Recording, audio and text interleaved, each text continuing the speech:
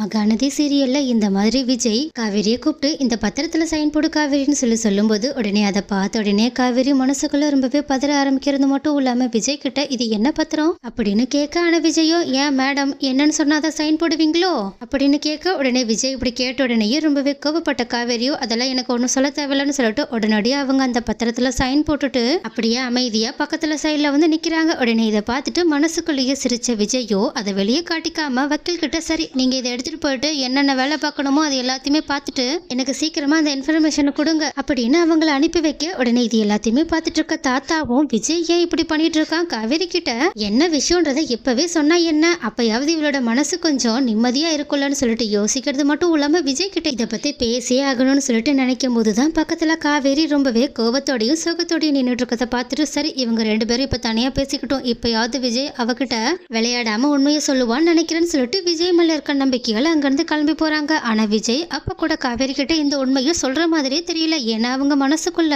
காவேரி ஏற்கனவே ரொம்பவே சோகத்திலயும் நம்ம மேல கோவத்திலயும் இருக்கிறது தெரியுது. அது மட்டும் இல்லாம அவளுக்கு இருக்கிற பொசசிவ்னஸ் இன்னுமே நான் என்ஜாய் பண்ணணும்னு ஆசைப்படுறேன். அதனாலதான் அவளுக்கு இந்த உண்மையை இப்ப சொல்லாம அவளுக்கு மிகப்பெரிய சர்ப்ரைஸ ஆபீஸ்ல வச்சு கொடுத்து அதுக்கப்புறமா அவளோட முகத்தோட எக்ஸ்பிரஷன் எப்படி இருக்குன்றத நான் நேரடியாவே பார்த்து சிரிக்கணும்னு ஆசைப்படுறேன்னு சொல்லிட்டு உடனடியா அவங்க காவேரி கிட்ட சரி காவேரி நாளைக்கு ஆபீஸ்க்கு வந்துரு ஒரு முக்கியமான வேலை இருக்கு அப்படின்னு சொல்லிட்டு அங்கிருந்து கிளம்பி போகிறது மட்டும் இல்லாம ரொம்பவே கிண்டலா காவேரி கிட்ட ஆமா காவேரி அந்த பத்திரத்துல எதுக்காக நீ சைன் போட்டேன்றத என்கிட்ட கேட்டு தெரிஞ்சுக்கணுமா என்னன்ட்டு கேட்க, உடனே காவேரியும் விஜய் இப்படி கிண்டலா தங்கிட்ட கேட்கறத கொஞ்சம் கூட புரிஞ்சுக்காம அவங்க கிட்ட ரொம்பவே கோபத்தோட அது என்னன்னு எனக்கே தெரியும் என்ன டிவோர்ஸ் பத்திரம் தானே பரவாயில்ல நீங்க எனக்கு டிவோர்ஸ் கொடுத்தாலும் நான் உங்களுக்கு அதனால எந்த பிரச்சனையும் பண்ண போறது இல்ல கான்ட்ராக்டும் முடிய போது இல்லைன்னு சொல்லிட்டு கோபமா பேசிட்டு அங்கிருந்து கிளம்ப. அப்ப இது எல்லாத்தையுமே பார்த்துட்டு மறுபடியுமே செம்மையா சிரிச்ச விஜயும் இந்த காவேரிய இப்படி பார்க்க செம்ம கியூட்டா இருக்கேன் நாளைக்கு வேற காவேரியோட எக்ஸ்பிரஷன் எப்படி இருக்கும்ன்றதை என்னால இப்ப கூட யோசிச்சு பார்க்க முடியலன்னு சொல்லிட்டு குஷியா அங்கிருந்து கிளம்பி போகலான்னு சொல்லிட்டு போகும்போதுதான் அப்போ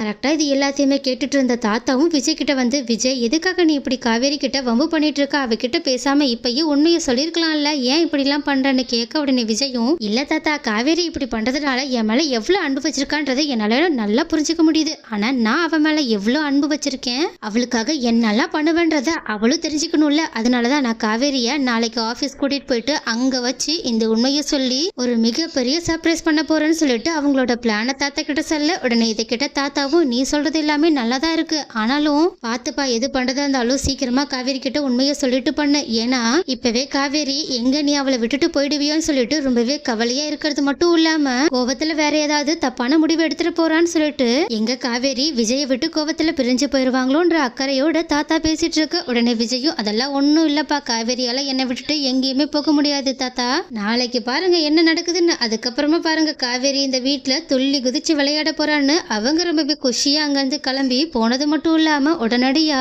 அவங்களோட கம்பெனி பிஏக்கு கால் பண்ணி இந்த மாதிரி நாளைக்கு என்னென்ன ஏற்பாடெல்லாம் பண்ணணும்ன்ற எல்லா பிளானையுமே சொல்ல, உடனே இதை கேட்டுட்டு பிஏவுமே ரொம்பவே சந்தோஷப்படுறாங்க. அது மட்டும் இல்லாம இந்த விஷயத்த விஜய் போட்ட பிளான் படி நடக்கணுன்றதுக்காக 4-5 பேர்கிட்ட சொல்லி அதுக்கான ஏற்பாடை பண்ண ஆனா அந்த ஆளுங்க மூலியமா எப்படியோ இந்த விஷயம் ராகினிக்கு தெரிய வந்துருது. அது மட்டும் இல்லாம அப்பனா விஜய் இதுக்காக தான் காலையில காவேரி கிட்ட சைன் வாங்கினானா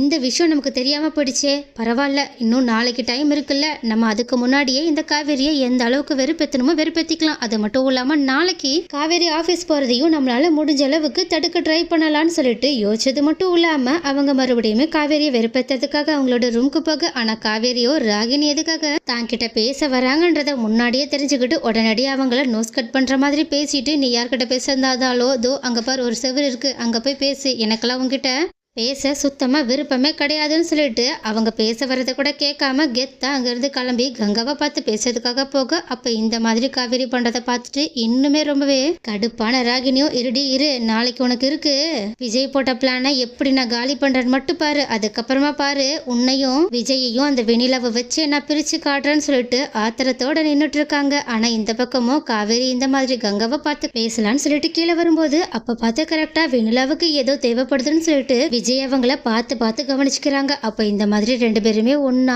இருக்கிறத பார்த்துட்டு காவேரி இன்னுமே ரொம்பவே சோகத்தோட அவங்களோட வீட்டுக்கு வெளியே வராங்க. அது மட்டும் இல்லாம இந்த மாதிரி காவேரி ரொம்பவே சோகமா நடந்து வரத கரெக்டா கங்கா கவனிச்சது மட்டும் இல்லாம அவங்க கிட்ட போயிட்டு, என்ன காவேரி என்னாச்சு, எதுக்காக இவ்வளவு சோகமா இருக்குன்னு சொல்லிட்டு கேட்க, உடனே காவேரி இந்த மாதிரி வீட்டுல நடந்த விஷயத்த பத்தி சொல்லி, எனக்கு என்னமோ விஜய் என்னை விட்டுட்டு போயிடுவாங்களோன்னு தோணுது. சரி பரவாயில்லக்கா, விஜய்க்கு யார் கூட வாழ பிடிச்சிருக்கோ அவங்க கூட சந்தோஷமா இருந்துட்டு போட்டோம்க்கா. நான் விஜயோட லைஃப்ல இதுக்கு மேலேயும் எந்த தொந்தரவும் பண்ண விருப்பப்படலக்கான்னு சொல்லிட்டு அழுதுகிட்டே சொல்ல, உடனே கங்காவோ பதறி போய் அவங்களோட கண்ணீரெல்லாம் தொடச்சி விட்டுட்டுச்சு. லூசுத்தனமா உளறிட்டு இருக்காத காவேரி, விஜய் மேல எனக்கு முழு நம்பிக்கை இருக்கு. கண்டிப்பா அவங்க உன்னை கை விட்டுற மாட்டாங்க. நீ தேவையில்லாம இப்படி யோசிக்கிறத முதல்ல நிறுத்து. அது மட்டும் இல்லாம முதல்ல அந்த பத்திரத்துல சைன் போடும்போதே நீ அவங்க கிட்ட என்ன விஷயம் சொல்லிட்டு கேட்டு இருந்தா இந்த மாதிரி நீ தேவையில்லாததை யோசிச்சு பார்த்துட்டுலாம் கஷ்டப்பட்டிருக்க வேண்டிய அவசியம் கிடையாது. இல்ல பேசாம விடு, நானே அது என்ன விஷயம்ன்றத தாத்தா கிட்ட கேட்டு உங்ககிட்ட சொல்றேன்னு சொல்லிட்டு அவங்க தாத்தா கிட்ட பேசுறதுக்காக போக, ஆனா அவங்கள தடுத்து நிறுத்தின காவேரியும், வேண்டாக்கா எதுவுமே தாத்தா கிட்ட கேட்க வேண்டாம்க்கா, எதுக்காக என்னால மறுபடியும் அங்க ஏதாவது குழப்பம் வந்துருச்சுன்னா என்ன பண்றது, அதனால